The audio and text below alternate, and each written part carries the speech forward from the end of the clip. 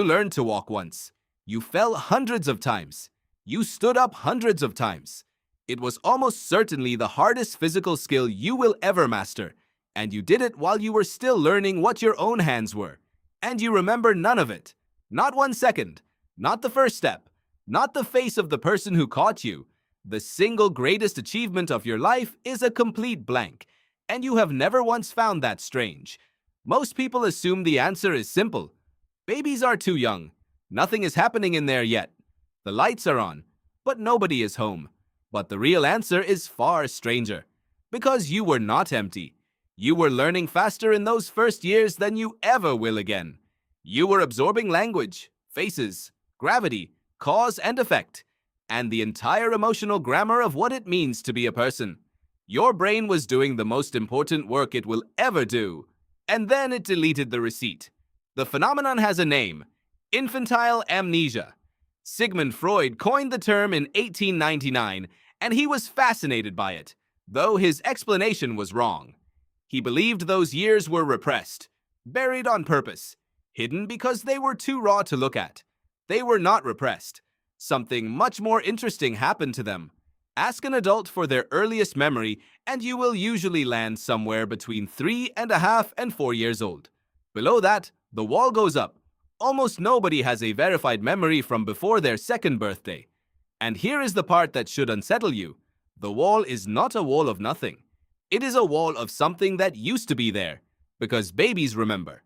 They remember extremely well. In the 1980s and 1990s, a developmental psychologist named Carolyn Rovee-Collier designed an experiment so simple it feels almost unfair. She tied a ribbon from a baby's ankle to a colorful mobile hanging above the crib. When the baby kicked, the mobile spun. Babies as young as 2 months figured this out within minutes. They kicked deliberately. They were delighted. Then she untied the ribbon and came back days later. The babies kicked anyway. They saw the mobile and they remembered what it did, and they kicked to make it move. 2-month-olds held that memory for 1 to 2 days. 6-month-olds held it for 2 weeks. By 18 months, the memory could survive for months. So the machinery works. Memory is running from almost the very beginning, which means the question was never whether babies form memories. The question is where those memories go. For a long time, the leading guess was decay. Weak memories, weakly stored, quietly fading like ink in sunlight. It sounded reasonable. It turned out to be incomplete. In 2014, Paul Frankland and Sheena Josselyn, working at the Hospital for Sick Children in Toronto, published something that reframed the whole field. They were studying a process called neurogenesis. That word sounds intimidating, so here is what it actually means. Your brain builds brand new neurons, even after you are born, in a seahorse-shaped structure called the hippocampus. The hippocampus is the part of you that files experiences into long-term storage. It is the librarian. In infancy, neurogenesis is running at full speed. New neurons are pouring into the hippocampus at a rate you will never see again. And Frankland and Josselyn found that this is not neutral. Every new neuron that wires itself into the hippocampus has to plug into the existing circuitry. It forms new connections. It disturbs old ones. The filing system is being rebuilt while the files are still inside it. They tested it directly in mice.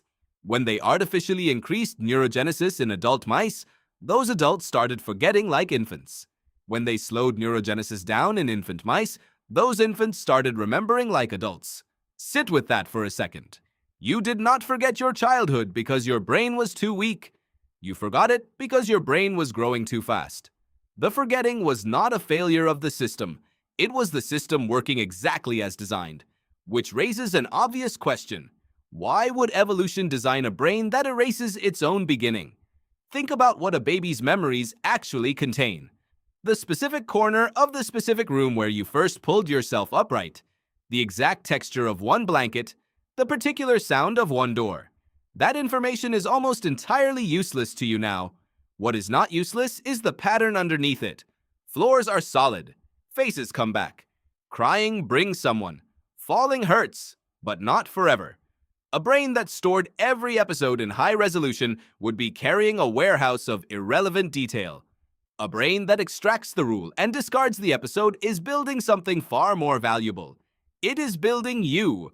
And this is where the story turns, because the memories may not be as gone as everyone assumed.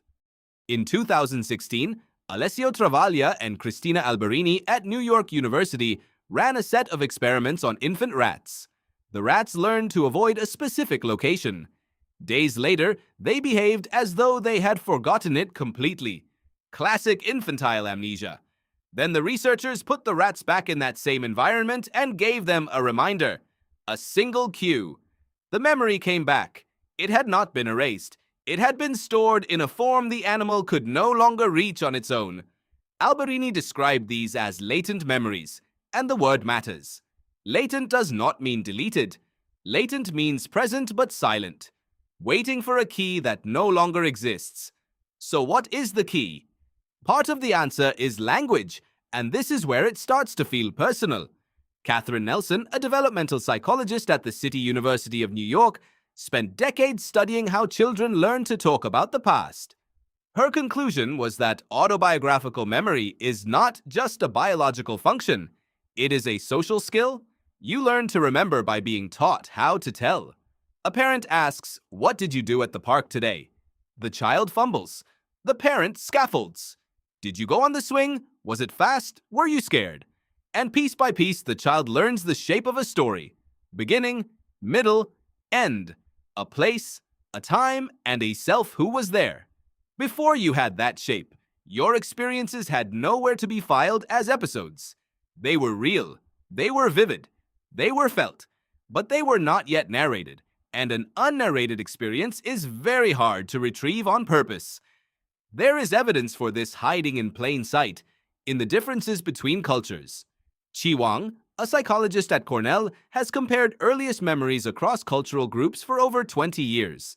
She has consistently found that American adults report earlier first memories than Chinese adults, often by 6 months or more, and that American memories tend to be longer, more detailed, and centered on the individual, while Chinese memories more often involve groups, routines, and collective activity. Nothing about the hippocampus differs between these groups. What differs is how families talk. Cultures that spend more time elaborating a child's personal experiences produce adults with earlier and richer first memories. Your earliest memory is not just a fact about your brain. It is partly a fact about how the people around you spoke to you. There is one more ingredient, and it is the strangest one.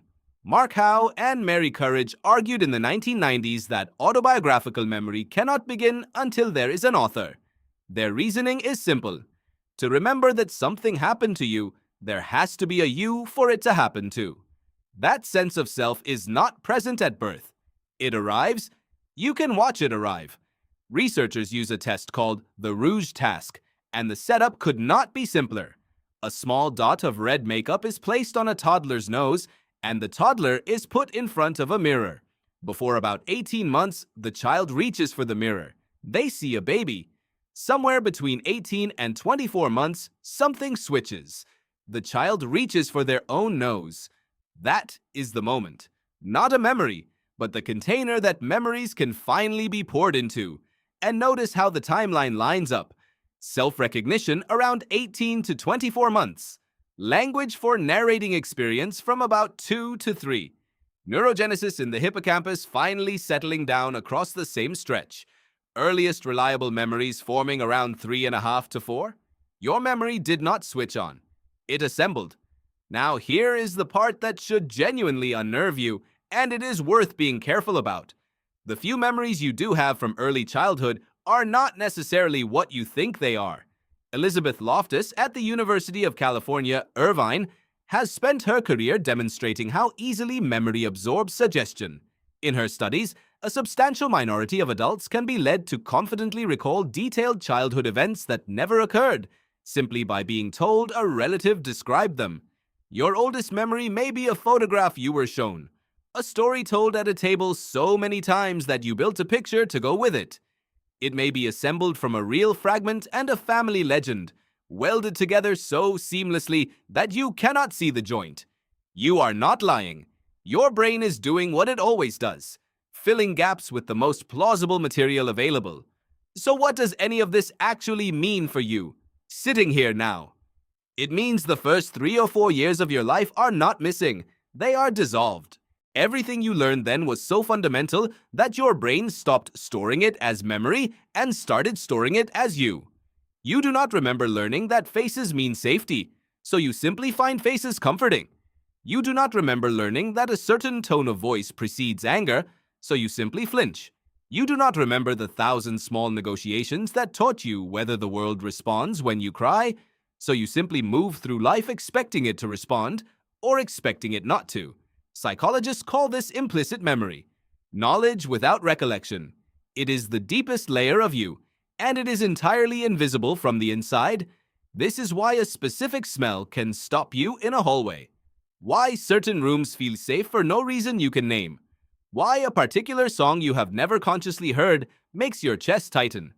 Those are not memories surfacing. Those are the foundations shifting slightly under the house. You have been standing on those first years your entire life.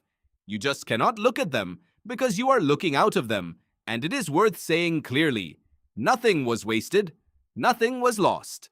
The people who held you in that blank stretch, who fed you at 3 in the morning and caught you when you fell, did not have their work erased. It was converted. It became the shape of how you trust, how you soothe yourself, how you expect to be treated. They are not in your memory. They are in your nervous system. So think again about that first step. You learned to walk once, and you remember none of it. But you are walking right now. The memory did not survive as a picture. It survived as a body that knows what to do. That is not amnesia. That is everything you learned becoming everything you are.